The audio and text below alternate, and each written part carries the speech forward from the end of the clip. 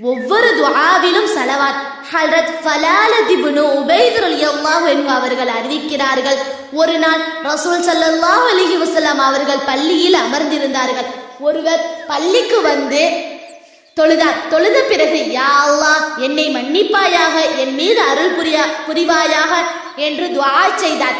இதை கேட்ட ரசூலுல்லாஹி ஸல்லல்லாஹு அலைஹி வஸல்லம் அவர்கள், தொழுகையாளியே, நீர் துஆ கேட்பதில் அவசரப்பட்டு விட்டீர். நீர் தொழுது முடித்ததும் முதலில் அல்லாஹ்வை அவனது அந்தஸ்துக்கு தக்கவாறு புகழ்வீராக, அடுத்து என் மீது ஸலவாத் சொல்லிய பின் துஆ செய்வீராக என்று சொன்னார்கள். ஹஜ்ரத் ஃபலாலத் இப்னு உபைத் ரலியல்லாஹு அன்ஹு அவர்கள் சொல்கிறார்கள், மற்றொருவர் தொழுதார். அவர் தொழுது முடித்துவிட்டு அல்லாஹ்வை புகழ்ந்து நபி ஸல்லல்லாஹு அலைஹி வஸல்லம் அவர்கள் மீது ஸலவாத் சொன்னார்.